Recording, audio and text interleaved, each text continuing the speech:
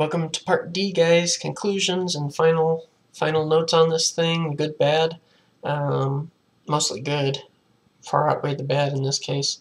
Whether it's worth it, what I think about it overall, whether it's value for the money, anything like that. So I'll just jump right on into it.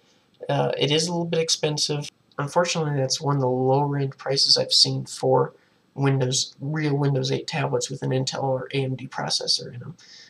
The ARM processor tablets like Surface and all those will obviously be a little bit cheaper, but there's not really an advantage. I know the ARM processor was meant for longer battery life, but now that Intel has the Clover Trail Atom, it looks like they're dead on. I mean, for this entire review, let me go back to the desktop, and oops, clicked on the wrong one. I lost about another 2% over the last 10 minutes of having this thing on continuously. It's not that bad, especially for a full-fledged PC. I know it's nothing compared to a Android or maybe even iPad, but in this case, this thing really does do its job and everything. It works well. The good on it, obviously, is a lot of it. You have cameras. I almost forgot to show you guys that there's the, what am I aiming at? Oh, okay, that's the front one. So there's front camera, that obviously if I bring it down, whoopsie, that there's a paradox going on there. So there's your front one. Change cameras around the back side. This is photo mode here. That you have a 12 my hand's in the way. You have a 8 megapixel on the back, 2 megapixel up front, 1080p video front and back. Let's go back to video mode, and I'll just prove to you guys that it is full 1080p video right there. Switch cameras back around to the back one and bring up the options again, and there you go. There's your 1080p video again on the back one. And I'll switch it to camera real quick. So there's even proof right there. It's 8 megapixel 4:3 ratio, which is kind of weird to me. I don't know why it's not 16:9, but nonetheless, it's a 8 megapixel camera on the back, and obviously just close that out. Some really good cameras on that if that's something you're looking for in this device. Good battery life, like I said, a couple days on a charge of 6 to 8 to 10 hours each day of use. Obviously this one, I'm not going to get as much out of it because of the review and everything. I'm using a little bit more, keeping the screen on at least on brighter brightness than I normally would. But especially with, I got a couple Word apps running in the background anyway, so obviously it's taking a little bit of the RAM up with that. Just really good all around. The apps maybe could use some work and everything, like the messaging app, like I said, that's a downer. That let's see if it fixed itself. I kind of doubt it, but I'm willing to bet that still have the, oh no, it came back again. See? So that's obviously an app thing. I don't know why it came back at all, but obviously it does. We'll see later if it stays that way. Obviously that's a little glitch that Microsoft needs to work out. The drivers, I haven't had any problem during this entire review or the rest of the day since I've installed those drivers, so that might have been something that was another my bad thing. The pen and everything. The pen does work well. Let me open up OneNote real quick here, the desktop version of it, and I'll just write on here. Obviously the pen's, whoops, it's not reading it. Obviously the pen's really responsive, and then you can go thinner and thicker with your 1000 levels or something like that. You got a right-click function on the pen. You can bring up options and everything. So very responsive app on here with the pen. Disables your fingers too, which is kind of nice if you're taking notes. It'll ignore your fingers as long as your pen stays within a centimeter of the surface. And I mean, just all around is a really good device. So the negatives certainly don't outweigh the positives on this device, guys. It is a new device, so it will have bugs to it. Obviously, like I've said about here.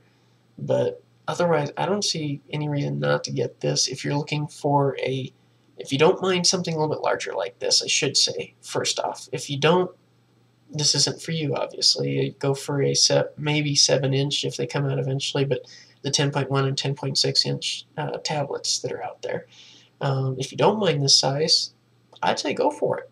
I mean, you saw how many things I'm able to multitask on here, that I'm able to bring up the desktop on here, and I'm able to have snap both. I'm able to snap 2 documents over there, and then I can multitask with the third one from the Metro interface, and it works really well for me. Battery life is good.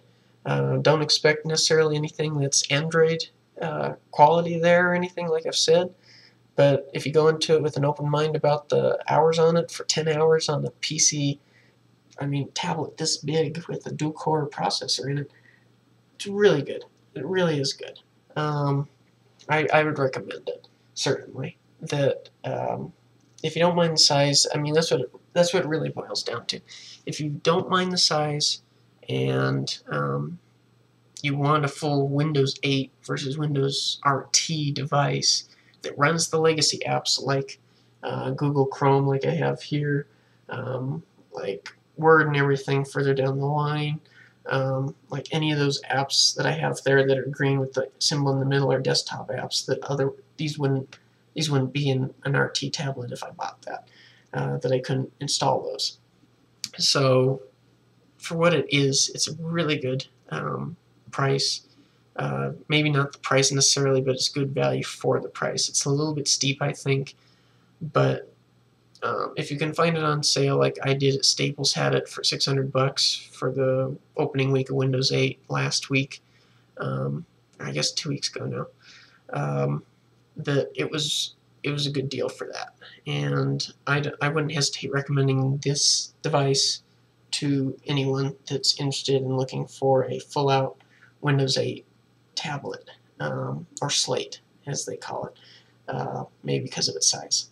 But anyway, give you a last view at the back, with your camera, your stylus down here, your buttons, all that sort of stuff. If you want more information on that, go and look at my unboxing video for what all this stuff is on it. But overall, really good device. It doesn't, like, even looking online, I'm not the only one that says this is a good device. That I have seen very little negative reviews on this. I've had it for going on a week now, 6 days now, and all the problems that I've come across are little software bugs or something that I think I accidentally did to it by shutting it down too early on that first startup. It really does work well. It doesn't bog down very much. It's not a gaming tablet. Do not buy this if you're planning on gaming. It's only a little Atom processor in here that can't handle a whole lot of graphics or anything like that. Like, if you guys want, I can bring up the control panel on this thing and show you. Let me close these down real briefly. I'll give you the Windows Experience Index for it. That obviously still have the same control panel that you did on Windows 7. Let me go into here. Here's your Windows Experience Index for this thing. Obviously, not too bad of numbers. 3.2 is the lowest with gaming graphics, and that just reinforces my point that it's not meant for gaming at all. The data transfer rate's really good, and the RAM's really good on the score. The processor's not bad, as is the graphics, but it's obviously, this just explains it there, that it's not really meant to be a gaming tablet. So if you're looking for that, don't be looking at this one. It's really good for productivity, I say, and some light and moderate gaming and everything. But don't throw any sort of simulator programs at it without it being part of the Windows Store. Like, obviously don't throw Microsoft Flight Simulator at it. I finally had to get a giant tower like this one that I'm recording on just to be able to run that program. So obviously this one's certainly not. My i3 processor, first gen i3 processor Sony laptop was barely able to. So this one isn't. I'm not going to say it's supposed to be, though. That's not what they designed this machine for. It was meant to be a replacement for a laptop, that you have pretty big screen, you can put your apps on because it's Windows 8, relatively lightweight, pretty thin, and has a full-size USB and a mini HDMI and a keyboard attachment if you want to have that. So just in conclusion on this thing, that I just can't emphasize it enough. Tablet/slate with a full version of Windows 8 on it. And I hope that this review helped you in looking over this device. If you have any questions on this device, just write down in these comments below here, or go to my channel or whatever and write those comments, because I would be, granted it's a delay probably to get back to you with it because I am a student and I don't have infinite time to be able to do that sort of stuff, but I'd be willing to take a few requests each week if you're interested, and I'll try to on this tablet. And granted, remember, it's free stuff that I would do. But if you do want me to run something on here, or demonstrate something on here, like go into Windows 8 a little bit more, or more about this device or anything like that, let me know down here. I'd really be more than happy to answer any questions people have on this before buying it. I know I would appreciate it if I was in a situation like you guys might be, not knowing about a device or anything like that. I was about this close to pre-ordering a Surface, and I'm so glad I didn't. And I'm glad that I looked up the reviews for this thing before I bought it, because I saw pretty much nothing negative that couldn't be resolved later on with the software update or anything. So hopefully this helped you guys out. There's your look at the Samsung ATIV Series 5 slate, as Staples defined it as. That's the 500TC1, and then this version specifically is the -A04US. I know there's 3 other versions, 01, 02, and 03.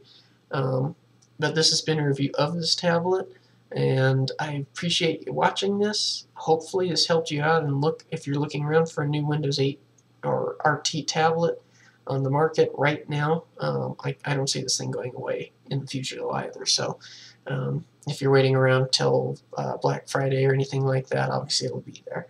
So it's been a review of this tablet. Hopefully you've enjoyed it. Comment and subscribe to this channel if you're interested in bagpiping or anything like that, because I hopefully will update it more often now.